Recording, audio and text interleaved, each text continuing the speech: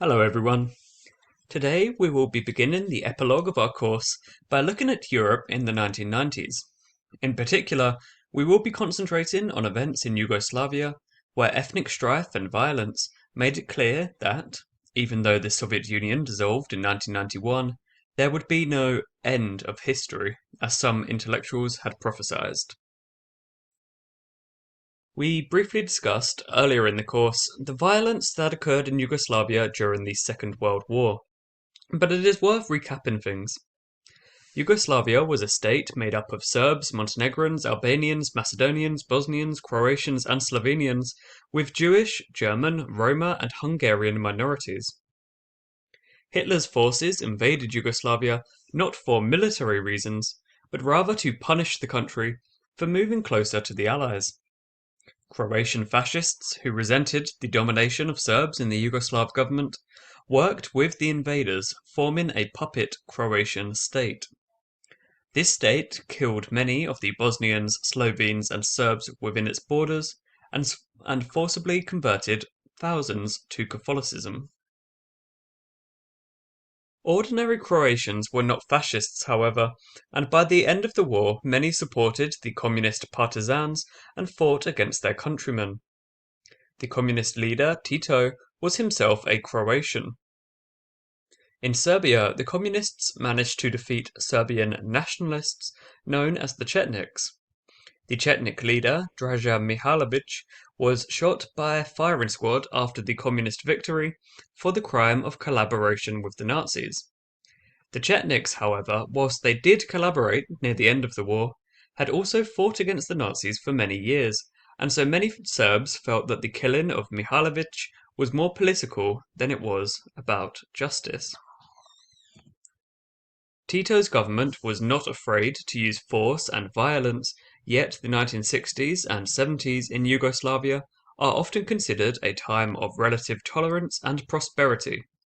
The government pursued a so-called policy of brotherhood and unity, and constitutional changes consistently delegated more power away from the capital of Belgrade and towards the individual nations of Yugoslavia, which all had their own communist parties and assemblies.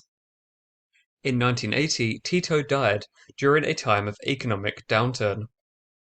Worried voices were raised on the corners of society, asking about the future of Yugoslavia with its increasingly rickety and antiquated system. For now, however, things remained mostly stable. In the 1980s, the rapid decline of the Yugoslav economy led to widespread public anger with the political system. This attitude, together with the manipulation of nationalist feelings by politicians, destabilized Yugoslav politics.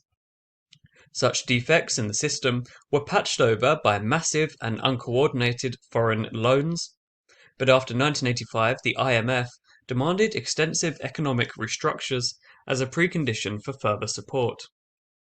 The conflict over how to meet this demand resurrected old tensions between the Croatians and Slovenians, who were required to contribute funds to development programs, and the poorer southern and eastern regions such as Macedonia, where these funds were invested in inefficient enterprises or in unproductive projects meant more for prestige than anything else. Indeed, the Winter Olympics held in Sarajevo, the capital of Bosnia, in 1984, were both a showcase of Yugoslav unity and a massively corrupt and wasteful affair. It was not only Croatians and Slovenes who attacked the Yugoslav system. In Serbia itself, a young communist, Slobodan Milosevic, introduced a new populist political style to the country, appealing to the Serbian people over the heads of officials and calling for an anti-bureaucratic revolution. He used his rising popularity to become leader of the Serbian Communist Party in 1987. As Serbia's party leader, Milosevic demanded that the federal government restore full control to Serbia over the provinces of Vojvodina and Kosovo. Kosovo is an important place to Serbs and is prominent in Serbian national mythology as well as to the Serbian national religion. yet it was populated mostly by Albanian speakers or Kosovars, many of whom were Muslim. Had Milosevic spoke in the 1970s, he may have been ignored. However, the government in the 1980s was trying to introduce free market reform in order to revive the faltering Yugoslav economy, and Milosevic emerged as a leading defender of the socialist tradition of economic intervention and attacked the economic reforms for their social cost. Milosevic became president of Serbia, which, remember, was still just part of Yugoslavia, and immediately set out removing the autonomy of the different Serbian provinces. He gave a speech at the sacred Kosovo field on the 600th anniversary of the battle there in 1989, where he informed Serbs that much fighting lay ahead in order to restore their country to greatness. A year later, Milosevic sent Yugoslav military units into Kosovo and dissolved the province's National Assembly, leading to an unrecognized referendum being held where the Kosovars voted to secede from Yugoslavia. The government refused to let Kosovo secede and occupied the province at great cost. In 1992, a new centralized Yugoslav state was created and was dominated by Milosevic's regime. The Kosovars, faced with the government's willingness to use violence against them, adopted a course of passive resistance to Serbian rule. Slovenia was the first part of Yugoslavia to declare independence. In May 1990, the region held free multi-party elections in which Milan Kucan, a former communist official, was elected president, and in December a referendum calling for an independent Slovenia was endorsed by more than 90% of the vote. The Belgrade government, dominated by Milosevic and the Yugoslav People's Army, began an economic blockade of Slovenia and appropriated the country's bank assets.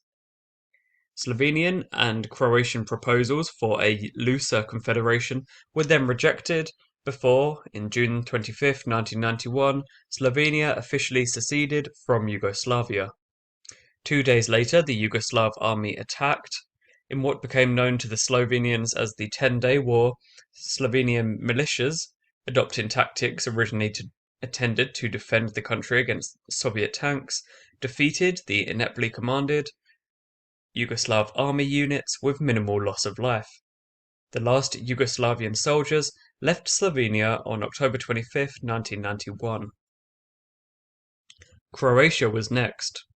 The right-wing Croatian Democratic Union, led by Franjo Tudjman, was victorious in the Croatian elections held in 1990. The extensive Serb minority in Croatia was worried by the actions of the new government, which purged Serbs from public office and from the police force.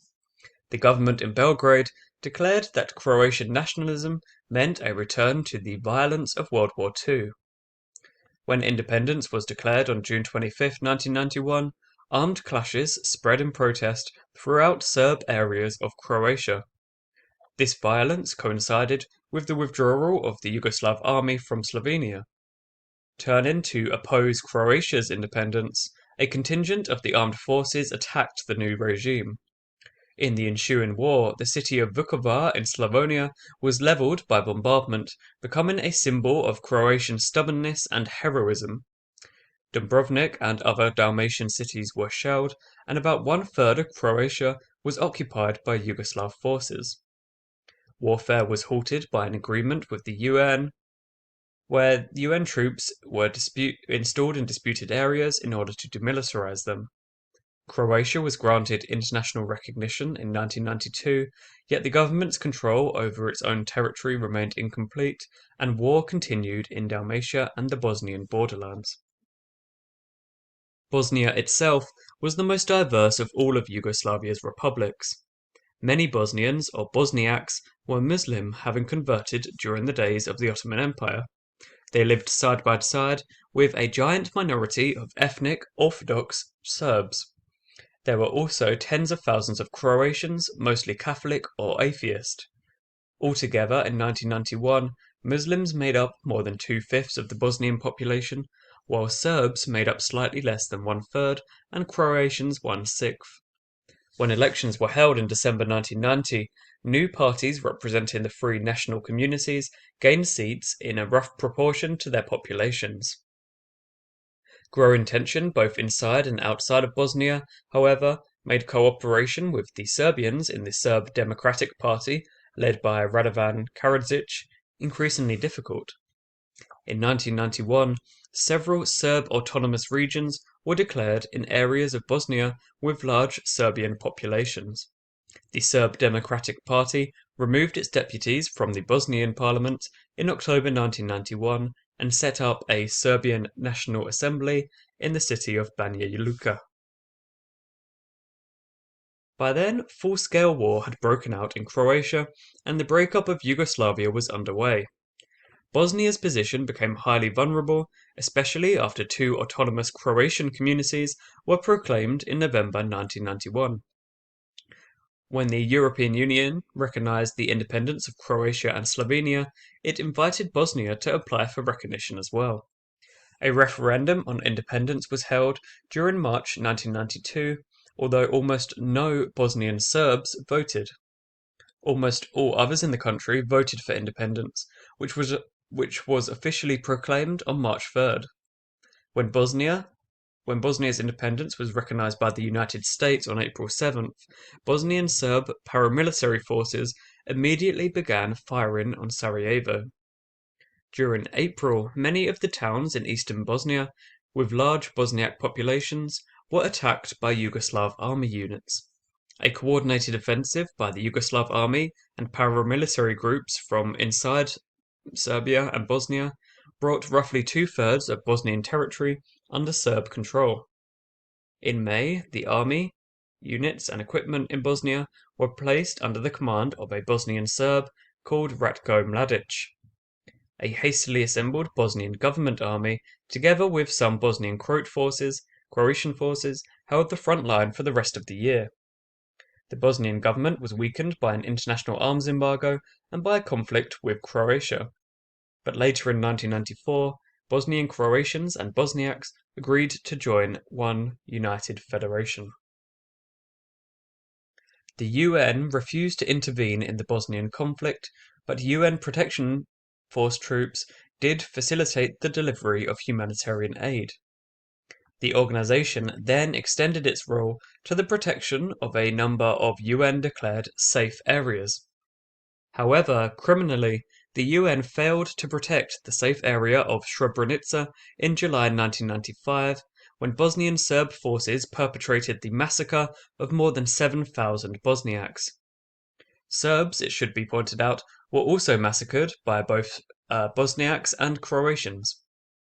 The siege of Sarajevo was brutal, with shells and snipers attacking indiscriminately civilians and international citizens alike.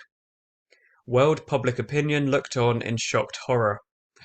Most of the local Bosniak population was expelled from Serb-controlled areas and sought shelter abroad. Croatia was overwhelmed by refugees, both from Serbia and from Kosovo, where Serbs fled increasing Albanian autonomy and persecution. In 1992, Croatia hosted the equivalent of 30 million refugees in US numbers. Similar numbers of people from former Yugoslavia sought asylum in Northern Europe, as Syrians have more recently. In reaction to the inflow of refugees, far-right parties rose to prominence in many European countries, most spectacularly in Austria, where the so-called Freedom Party won 22% of the vote, campaigning mostly on the refugee issue.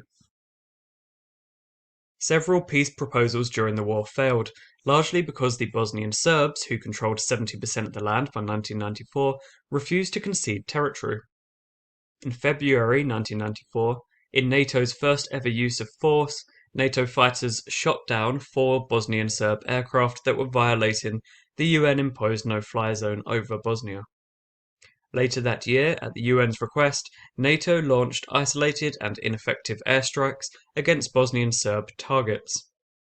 Following the Srebrenica massacre, and another Bosnian Serb attack on Sarajevo, NATO undertook more concentrated airstrikes late in 1995. Combined with a large-scale Bosnian offensive, this action led to Serb forces to agree to US-sponsored peace talks in the town of Dayton, Ohio, that November. Milosevic represented the Bosnian Serbs. The resulting Dayton Accords called for a federal Bosnia in which 51% of the land would constitute the Bosnian-Croatian Federation and 49% a separate Serb republic. To enforce the agreement, a 60,000-member international force was deployed. The Kosovar Albanians became increasingly frustrated by the failure of their peaceful campaign to win independence or even autonomy from the Serb-dominated Yugoslav government.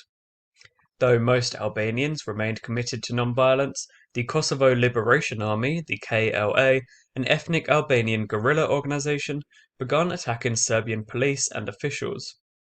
The Yugoslav military subsequently staged a major crackdown in early 1998. The brutality of this campaign drove hundreds of new recruits into the KLA, and by summer widespread fighting had broken out between the KLA and Yugoslav forces, Serbian police, and Serbian paramilitaries. Yugoslav military tactics also drove thousands of ethnic Albanian villages from their homes, and by late summer the plight of these refugees had become a source of international concern. Negotiators, especially from the US, met repeatedly with Yugoslav and Kosovar Albanians in an attempt to end the Kosovo conflict. A ceasefire negotiated in November 1998 broke down by the end of that year when the Yugoslav army launched a major offensive. NATO then began an aerial bombardment not only of Kosovo but also of Serbia itself. Yugoslav and Serbian forces responded by initiating a campaign of ethnic cleansing against Albanians that by June had driven hundreds of thousands of refugees into the neighbouring countries. NATO's bombardment continued until June, when a peace agreement saw the withdrawal of Serbs from Kosovo and their replacement by NATO troops. Having served 2 terms as president, Milosevic was barred from serving a third. He retained power, however, by becoming president of Yugoslavia in 1997.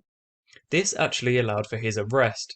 It had been difficult to charge Milosevic when he was president of Serbia before 1997 with any offences committed by Yugoslav troops, but as president of Yugoslavia, he became commander-in-chief of the armed forces, and was thus responsible for the numerous offences committed. He was indicted in May 1999. In 2000, he was defeated in the presidential election. He was then arrested by the Yugoslav government and sent to The Hague for trials on charges of genocide and crimes against humanity. The trial began in February 2002, and Milosevic served as his own defense lawyer. On March 11, 2006, he was found dead in his prison cell shortly before Montenegro declared its independence from Serbia. Karadzic went into hiding in 1997. Despite his status as an international war criminal, he still enjoyed the support of some Serbs and found time to write a novel. On July 21, 2008, by which time Yugoslavia no longer existed, he was found in Belgrade, where he had grown a beard and adopted an alternative persona. He was arrested and transferred to The Hague. Karadzic was found guilty of 10 out of the 11 counts against him, including the crime of genocide, and was sentenced to life in prison. Mladic fled to Belgrade, where he lived openly under the protection of Milosevic. When Milosevic was extradited, Mladic disappeared and his family tried to have him declared legally dead. A year later, however, he was found, captured, and extradited to The Hague for war crimes. In November 2017, he was also sentenced to life in prison.